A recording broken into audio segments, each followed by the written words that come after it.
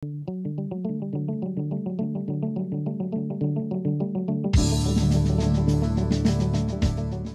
warahmatullahi wabarakatuh. Selamat pagi, siang, sore, dan malam. Hai semuanya. Perkenalkan, kami dari Kelompok 3 ingin menayangkan sebuah video tentang laporan akhir metode magnetik teknik geofisika ITERA. Selamat menonton semuanya. Nah, sebelum kita ke penayangan berikutnya, alangkah baiknya kita kenalan dulu sama kelompok kami nggak sih? Hai semua, kenalin nama aku Devnia Dewi dengan NIM 122120168. Perkenalkan, nama saya Santi Riania Stuti dengan NIM 122120011. Hai, nama saya Galuh Fatmandini dengan NIM 122120027. Halo semuanya, perkenalkan nama aku Raihan Caska Rifari, NIM 122120035. Hai, nama saya Dia Juramawati dengan NIM 12212200094. Hai, perkenalkan nama aku Anissa Hildayana dengan NIM 122120102. Halo, nama saya Diko Pratama Ramadhani dengan NIM 122120126. Nama saya Limit Tugatoro dengan NIM 122120155. Hai, perkenalkan nama aku Farhan Zikri Desasa dengan NIM 122120171. Sebelumnya, apa sih metode magnetik itu? Metode magnetik itu ialah salah satu metode geofisika yang digunakan untuk menyelidiki bahwa permukaan bumi dengan memanfaatkan sifat kemungkinan batuan. Adapun tujuan pada akuisisi data magnetik yang pertama adalah untuk mengetahui cara kerja alat dalam proses akuisisi data, gunakan koreksi GRF dan harian untuk menghilangkan medan magnet internal dan medan magnet eksternal. Dapat menggunakan beberapa filter seperti filter RTP, filter kontinu ke atas dan filter kontinu ke bawah, serta enhancement untuk memperjelas resolusi dan batas buat penampang dan mengidentifikasi litologi bawah permukaan data hasil pengolahan magnetik. Pada metode magnetik digunakan rumus gaya magnet dan besar medan gaya magnet. Untuk rumus gaya magnet itu sendiri yaitu sama dengan Cm P1 P2 per R kuadrat. Sedangkan rumus medan gaya magnet sama dengan min dou V per 2R sama dengan 2J cos theta per R pangkat 3. Pada slide berikut ini merupakan konsep ambiguitas anomali magnetik dengan diinterpretasi bersifat ambigu, yaitu meskipun data yang dapat memiliki kualitas yang sangat tinggi karena adanya anomali magnetik yang diamati dari sumber anomali yang beragam. Pada gambar grafik sebelah kiri merupakan oktagon magnetik yang menunjukkan respon magnetik dari sumber berbentuk oktagon, dan pada grafik sebelah kanan merupakan diamond magnetik menunjukkan respon magnetik dari sumber berbentuk bulat ketupat, yang dimana dari kedua itu sama-sama memiliki anomali yang terlihat sama namun sumbernya dapat bervariasi.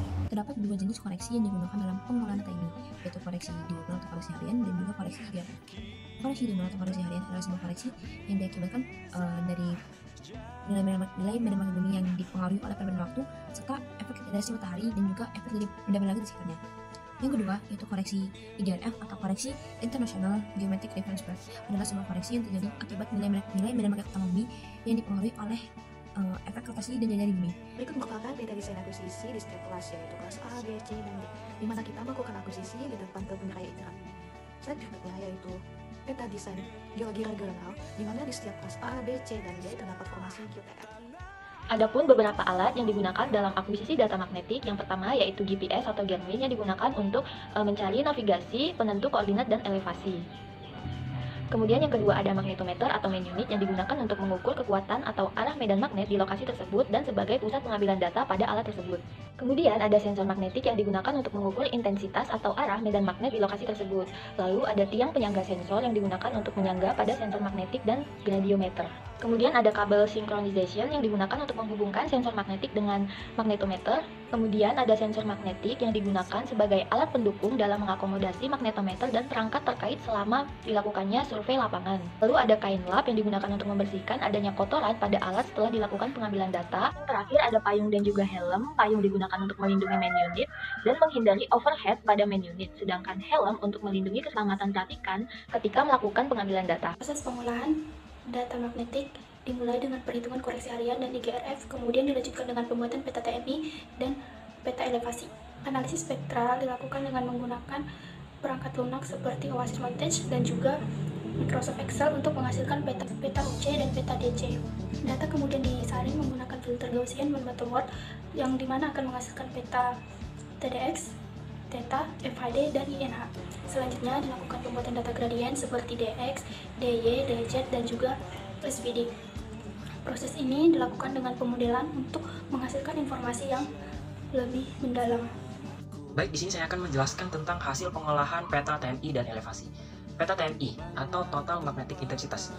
Total Magnetic Intensitas ini merupakan kontribusi magnetik remanen yang ada di permukaan bumi akibat dari medan magnet luar maupun dalam bumi. Selanjutnya yaitu peta elevasi. Peta elevasi merupakan peta hasil pengukuran lapangan yang diperoleh dari ketinggian di atas permukaan laut.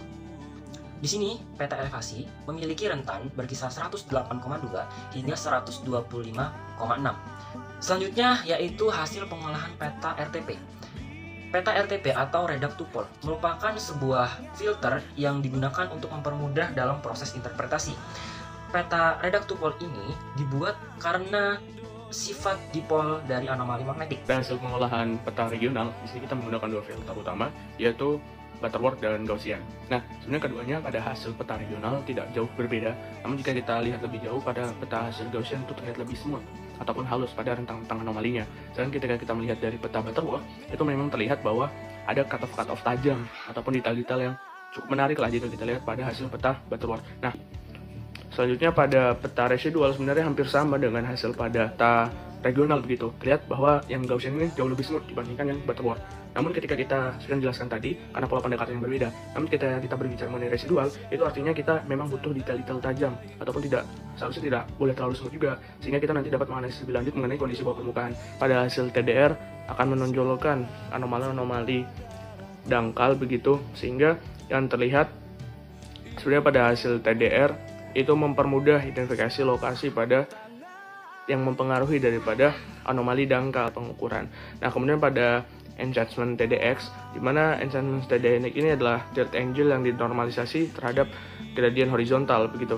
Kalau kita lihat pada peta SVD, sebenarnya menjerumus bagaimana sih anomali itu teridentifikasi ataupun terakumulasi secara arah vertikal, dan terlihat memang pada hasil SVD juga tidak terlalu banyak begitu ya anomali yang bisa kita dapatkan yang secara signifikan kalau tadi kita lihat.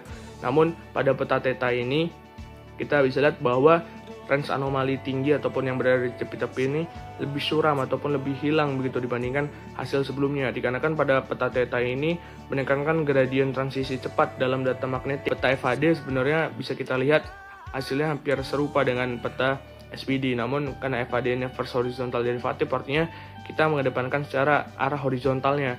Nah, bagaimana sih arah horizontalnya nanti berpengaruh terhadap anomali?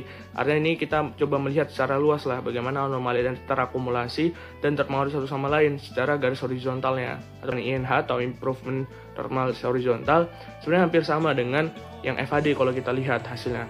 Namun pada enhancement INH ini kita coba mendeklarasikan ataupun mengeseimbangkan lah antara anomali yang ada dengan anomali latar belakangnya ataupun yang mempengaruhi secara luasannya begitu.